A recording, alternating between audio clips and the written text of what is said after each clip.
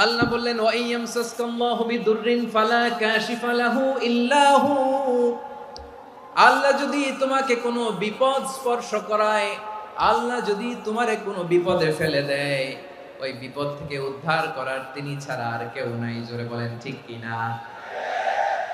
তিনি যদি কোনো বিপদে ফেলেন, তিনি ছাড়া বিপদ থেকে উদ্ধার করার কেউ নাই।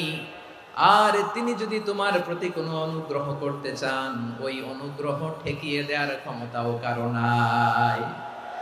আল্লাহ যদি আপনার সফলতা দিতে চায়, পৃথিবীর কোন শক্তি ওই সফলতাকে থামাতে পারে?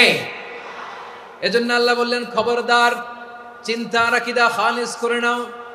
ওয়া ইয়ামসাসকাল্লাহু বিদুররিন ফালা কাশিফা লাহু ইল্লা হু। আল্লাহ বিপদে ফেললে বিপদ থেকে উদ্ধার করার কেউ থাকে না। আর আল্লাহ যদি তোমার প্রতি দয়া দেখাতে চান, অনুগ্রহ করতে চান, ওই অনুগ্রহকে প্রতিরোধ করার মতো ক্ষমতা কারো নাই। তিনি তার বান্দাদের মধ্য থেকে যাকে ইচ্ছা তাকে দেন, যত ইচ্ছা তত দেন। তিনি ক্ষমাশীল, তিনি মেহেরবান। সুবহানাল্লাহ। তিনি ক্ষমাশীল, তিনি মেহেরবান। তাহলে এই আয়াত থেকে আমরা বুঝতে পারলাম, আমরা যদি বিপদে পড়ি আমাদেরকে কেউ বাঁচাতে পারে না। আমার বাবা আমারে বাঁচাতে পারে? হ্যাঁ? আমার মা আমাকে বাঁচাতে পারে? আমার বন্ধু আমারে বাঁচাতে পারে? আমার দলের কর্মী আমাকে বাঁচাতে পারে? আমার পীর সাহেব আমারে বাঁচাতে পারে? আমার পটুয়াখালীর ভাইয়েরা খেয়াল রাখবেন, বাঁচাতে পারে এক মহান সত্তা, উদ্ধার করতে পারে এক মহান সত্তা। চিৎকার করে বলুন, তিনি কে?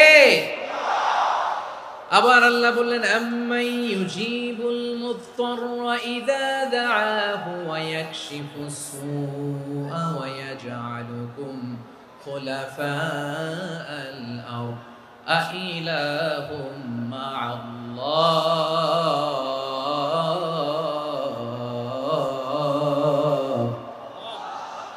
ক্বালিলাম মা তাযাক্কারুন। রব্বুল আলামিন বলেন, বিপদে পড়ে কাতর কণ্ঠে চিন্তাগ্রস্ত হয়ে যখন কেউ ফরিয়াদি হয়ে আল্লাহর ডাকে হাত তোলে, তখন এই ব্যক্তির ডাকে সাড়া দেয় কে? সবাই বলুন।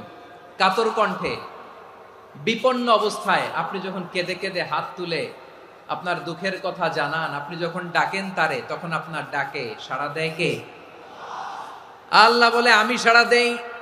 তোমাদের বিপদকে মুক্ত করে দেয় কে?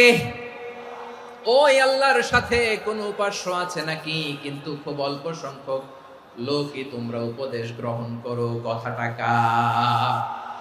তাহলে বিপন্ন মানবতা যখন কাঁদে, মানুষ যখন বিপদে পড়ে নিরুপায় হয়ে ফরিয়াদ করে, তার ডাক শোনার কেউ নাই একজন ছাড়া। চিল্লায় বলেন তো, তিনি কে? এজন্য আমরা ফরিয়াদের হাত কার দিকে তুলব? প্রিয় পটুয়াখালী, বলেন, ফরিয়াদের দুটো হাত আমরা কার দিকে তুলবো? এবং খেয়াল রাখতে হবে, মাথার সাথে সেট করে নিতে হবে, আল্লাহ ছাড়া আমাকে উদ্ধার করার কেউ নাই। এই পৃথিবীতে কেউ আপন না। প্রিয় ভাইরা, বিপদে পড়লে বোঝা যায় কেউ আপন না। আপন শুধু একজন মহান সত্তা। তিনি কে? এটা কি আপনারা খেয়াল রাখতে পারবেন? হ্যাঁ? বিপদে আপদে কেউ আমাদের বাঁচাতে পারে না, তরাতে পারে না, মুক্তি দিতে পারে না, উদ্ধার করতে পারে না, একমাত্র আমার প্রভু ছাড়া, আল্লাহ ছাড়া। চিল্লায় বলেন ঠিক কিনা? এবং প্রিয় পটুয়াখালীর ভাইয়েরা, মাথার সাথে এটা সেট করে নিতে হবে যে আমাদের পুরো জীবনটাই পরীক্ষা। পুরো জীবনটাই কি? The life is a test. পুরো জীবনটাই পরীক্ষা। এই জীবনে বিপদ আসবে, আপদ আসবে, পরীক্ষা আসবে, সবার জীবনে এটা থাকে। এক একজনের পরীক্ষা এক এক রকম। আমার পরীক্ষা একরকম, মাসুদ ভাইয়ের পরীক্ষা একরকম, চৌধুরী সাহেবের পরীক্ষা একরকম, আপনার পরীক্ষা একরকম, ওনার পরীক্ষা আবার আরেক রকম। পুরো পৃথিবীটাই পরীক্ষা ক্ষেত্র। সবাই পরীক্ষা দিচ্ছি, কিন্তু কারো পরীক্ষা প্রশ্নের সাথে কারোটার মিল নাই। সুবহানাল্লাহ পড়বেন না?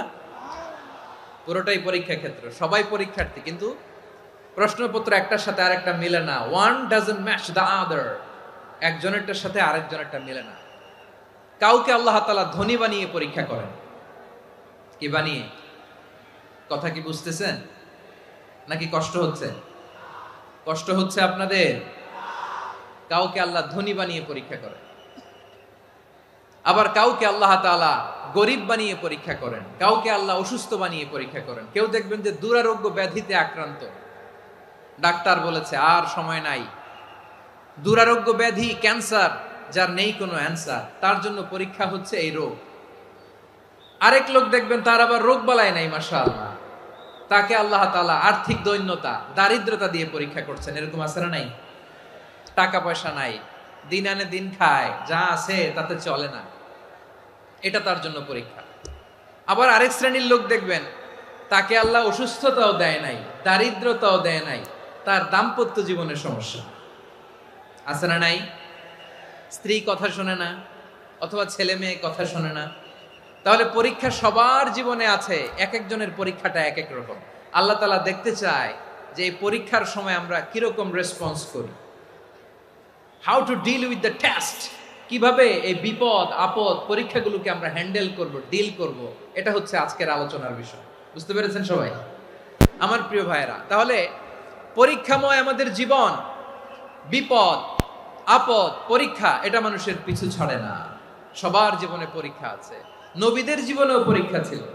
সাহাবারা জিজ্ঞেস করেছেন, ইয়া রাসূলুল্লাহ, আইয়ুন নাসি আশাদ্দু বালাআন ফিদ দুনিয়া, এই দুনিয়ার বুকে কাদের পরীক্ষা সবচেয়ে বেশি? বিশ্বনবী বলেছেন, আল আম্বিয়া, এই পৃথিবীতে সবচেয়ে বেশি পরীক্ষা আল্লাহ তাআলা নিয়ে থাকেন নবীদের। কাদের? নবীদের। সুম্মাল আমসাল ফাল আমসাল, এরপরে নবীদের পরের স্তরে যারা, তাদের পরীক্ষা। এরপরে তাদের পরের স্তরে যারা, তাদের পরীক্ষা। সিদ্দিকিনদের, শুহাদাদের, সলিহিনদের, আল্লাহওয়ালাদের, যার ঈমান যত মজবুত তার জীবনে পরীক্ষাও তত বেশি। চিল্লায় বলেন ঠিক কিনা? তাহলে মুমিনরা, বিশ্বাসীরা, আমরা কি পরীক্ষা বিপদ আপদে ভয় পাই? হ্যাঁ, বিপদ দেখলে ভয় লাগে আপনাদের? ভয় লাগে? হ্যাঁ, না, মুমিনরা বিপদে ভয় পায় না, তারা হতাশ হয় না, সুবহানাল্লাহ, তারা নিরাশ হয় না। বিশ্বাসীরা হাল ছেড়ে দেয় না, তারা ভরসা রাখে একজনের উপর। চিল্লায় বলতে হবে তিনি কে? কারণ মুমিন জানে the grief isn't permanent, the test isn't permanent, the struggle in our life isn't permanent. আমাদের জীবনের দুঃখ, কষ্ট, স্ট্রাগল, এগুলো পার্মানেন্ট নয়। After every difficulties there is an ease. সব কষ্টের পরেই একটা সুখ আছে না নাই? রব্বুল আলামিন বলেন, ফা ইন্না মাআল উসরি ইউসরা, ইন্না মাআল উসরি ইউসরা, ভয় পেও না, চিন্তা করো না, কষ্টের সাথেই আমি রেখে দিয়েছি স্বস্তি। সুবহানাল্লাহ।